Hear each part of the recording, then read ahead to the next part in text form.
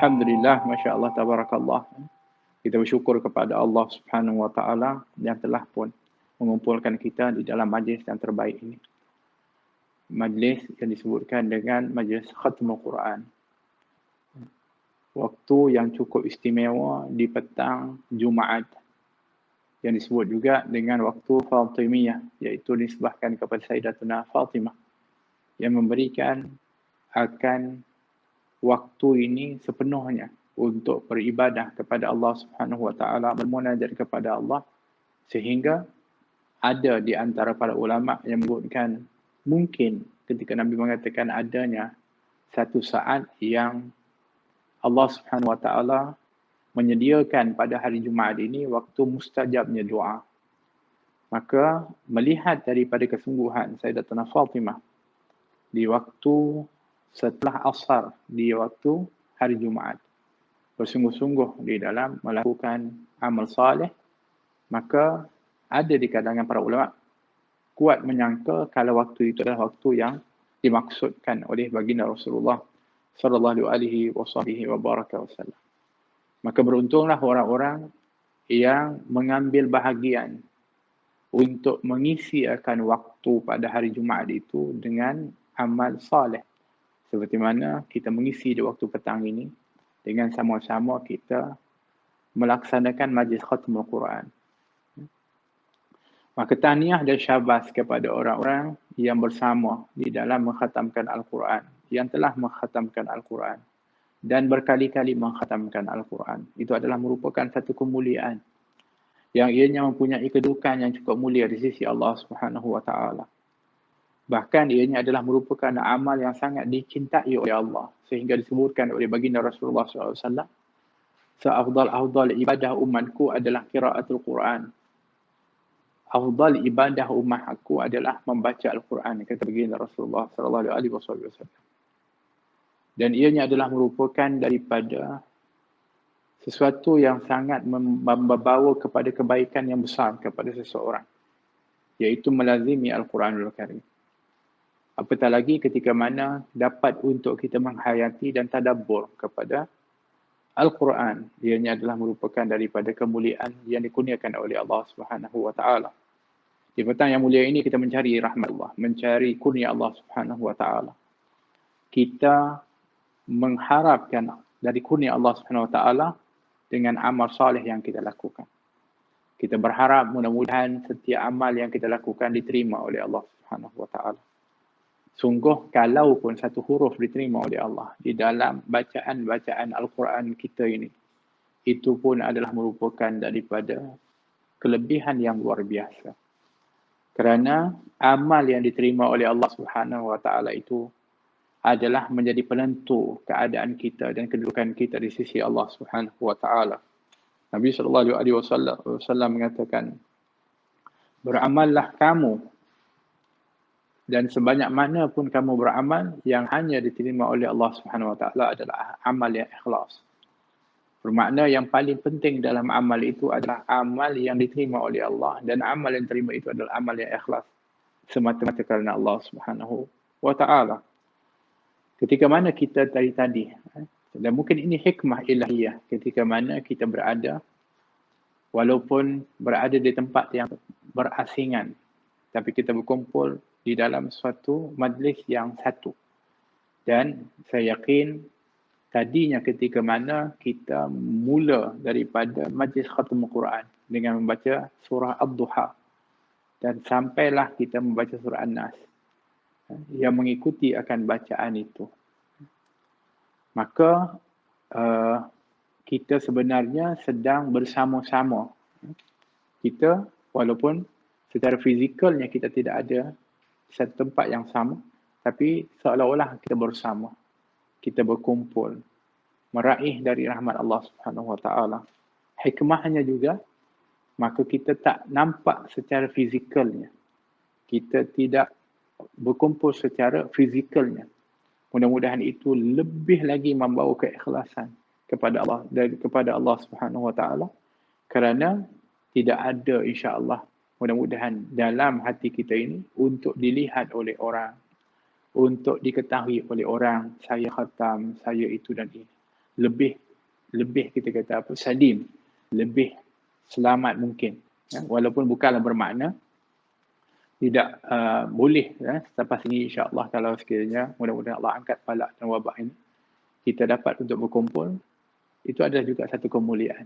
Cuma mungkin ini hikmahnya untuk mendidik diri kita untuk kita benar-benar ikhlas di dalam beramal, bukan untuk pandangan, bukan untuk perhatian orang, akan tetapi hanya mengharapkan keridaan dan rahmat dari Allah Subhanahu wa taala.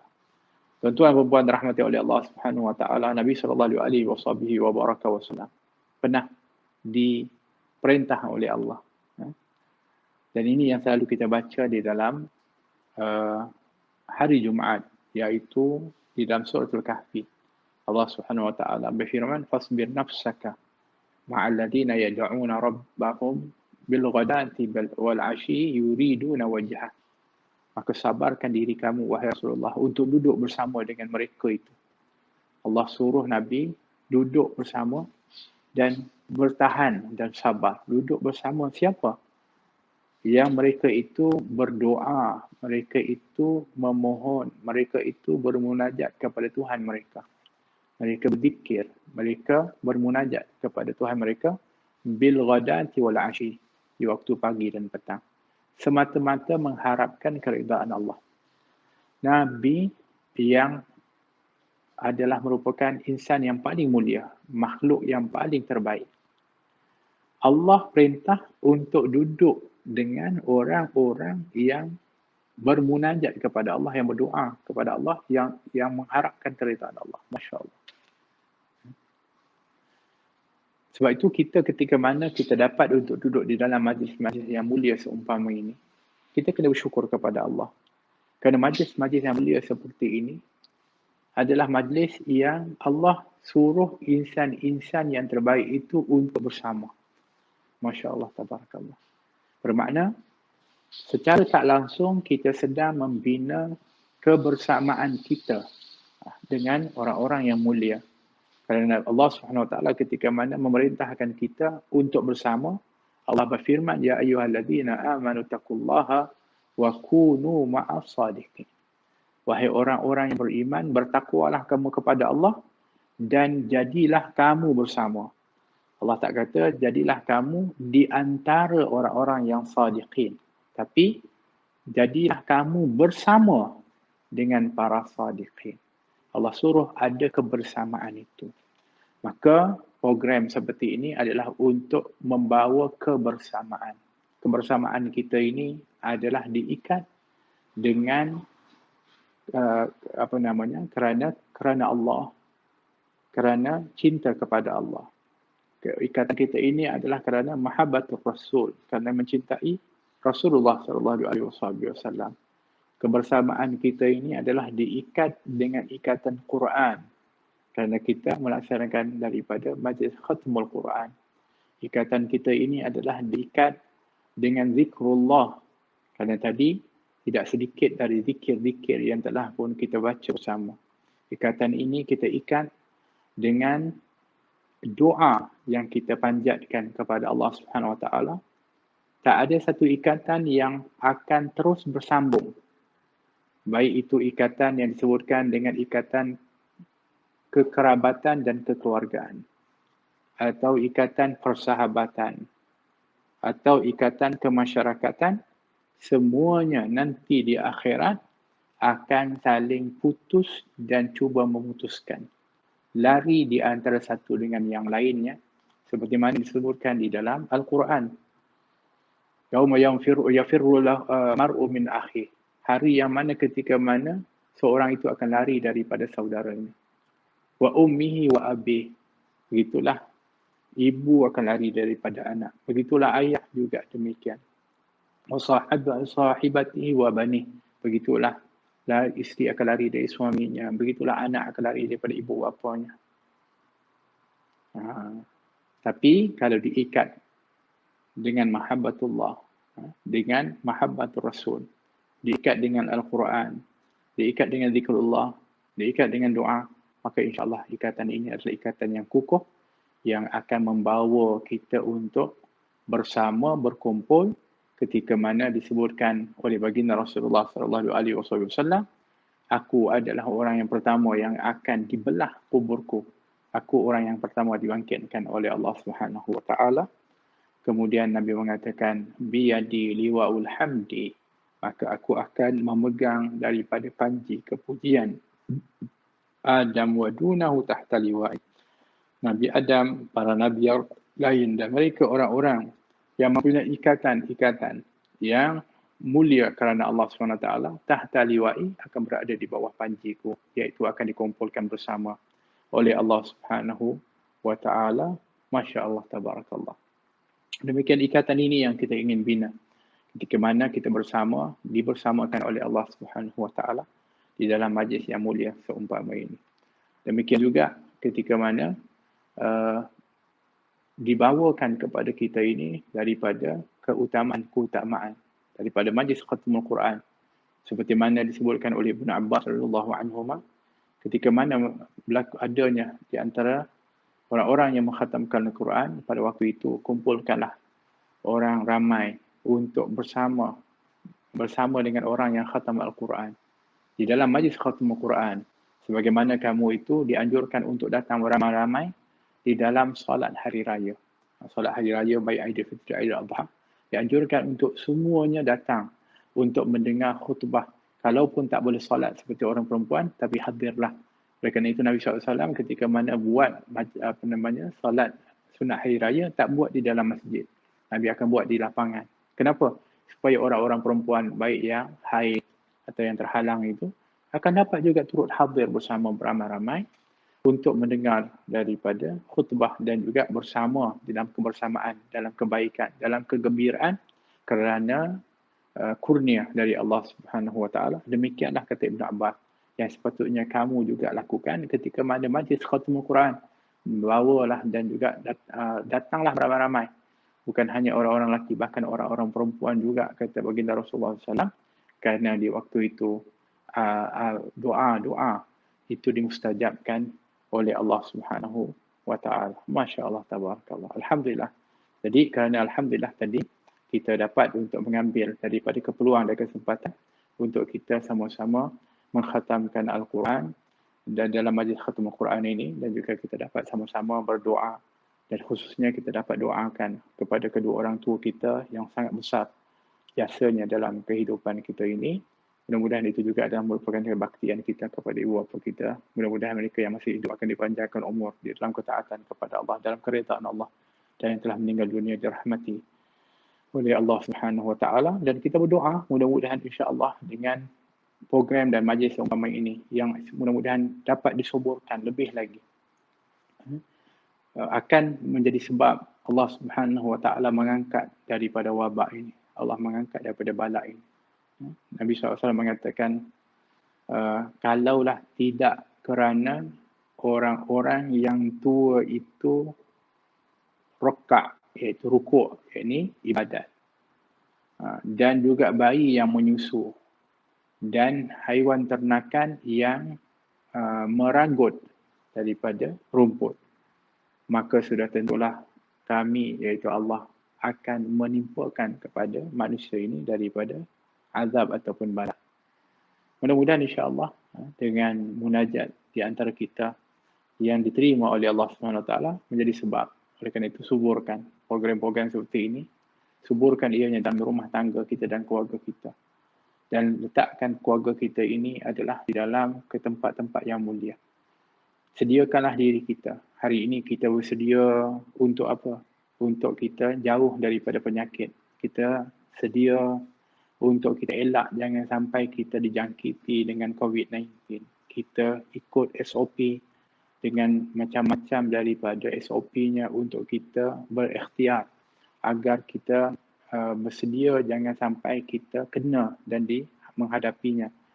Tetapi yang paling utama dari semua itu adalah persediaan untuk mati. Kerana yang namanya mati itu tak tunggu yang namanya ditimpa COVID, tak tunggu kerana sakit, tak tunggu kerana itu dan ini, tetapi ianya adalah merupakan ketetapan dari Allah Subhanahu wa taala, iaitu apabila sampai saja waktunya, la yastakhiruna sa'atan wa la yastaqdimun, tak akan dilambatkan sesaat pun dan tidak akan dicepatkan walau sesaat pun.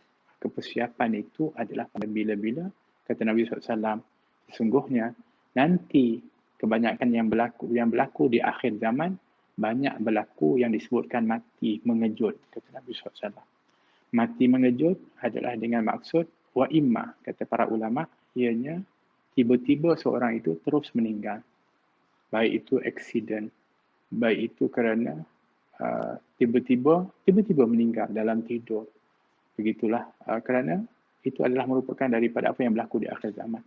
Tapi juga menurut para ulama, maksud mati tiba-tiba adalah menimpa kepada orang itu mati secara tiba-tiba, iaitu tanpa persiapan. Sehingga akan timbullah penyesalan-penyesalan kerana dia merasakan dia tak sempat lagi beramal dan mati itu datang sedang dia tidak bersedia untuk menghadapinya. Nabi kata itu akan banyak berlaku di akhir zaman. Maka kita bimbang dengan maksud yang kedua, iaitu apabila mati, iaitu disebut tiba-tiba dengan maksud tak sempat kita untuk nak banyak-banyak beramal. Maka mudah-mudahan sedikit daripada apa yang Nabi sebutkan tadi itu, peringatan bagi umat akhir zaman ini adalah membawa peringatan kepada kita untuk sentiasa berusaha bersedia. Bagaimana cara persiapan dia dan persediaan dia? Mengisi waktu kita dengan amal-amal soleh. Maka beruntunglah apabila kita ini dapat turut serta dalam majlis-majlis seperti ini. Kerana waktu kita daripada awal tadi sehingga sekarang ini, sehingga penutup ini insya-Allah, ialah merupakan waktu yang cukup istimewa di sisi Allah. Yakinlah dan percayalah tuan-tuan dan puan-puan, kalau nanti di akhirat, ketika mana kita akan dihadapkan di hadapan Allah Subhanahu Wa Taala dan Allah tanya apa yang kamu buat pada petang Jumaat, pada berapa Muharram ini dan pada pukul sekian, maka pada waktu itu kita sangat gembira untuk beritahu kepada Allah Subhanahu Wa Taala kita hadir di dalam majlis khatam Al-Quran, kita membaca Al-Quranul Karim, kita berzikir kepada Allah, kita bertahlil, kita berdoa, kita berselawat, kita beristighfar. Pada waktu itu gembiranya kita cerita kepada Allah, iaitu ketika mana ianya pertanyaannya bertepatan dengan waktu seumpama ini. Tapi kalau sekiranya Allah tanya, pada waktu sekian, pada hari sekian, pada waktu sekian, pada tempat sekian, apa yang kamu lakukan? Sedang pada waktu itu kita sedang lalai dan lara. Pada waktu itu kita sedang dalam keadaan buat perkara yang sia-sia. Apatah lagi kalau-kalaulah dilakukan perbuatan yang maksiat. Apa agaknya keadaan kita pada waktu itu? Bolehkah kita untuk menipu atau memutar belik fakta dan kebenaran yang berlaku? Tak mampu. Kerana pada waktu itu, lidah yang ada sekarang ini, yang cukup membela kepada pemiliknya, tidak akan lagi membela kepada pemiliknya pada hari kiamat nanti. Yang hanya akan diucapkan adalah kebenaran. Bahkan semua anggota itu akan menjadi saksi.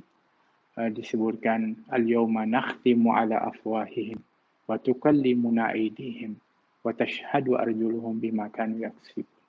Pada hari yang Allah akan tutup mulut, pada waktu itu tak ada lidah yang mampu membela kepada pemiliknya, yang akan menjawab dan yang akan memberitahu adalah perbuatan-perbuatannya, dan yang menjadi saksi adalah kaki-kakinya, tindakan-tindakannya dengan apa yang dia lakukan.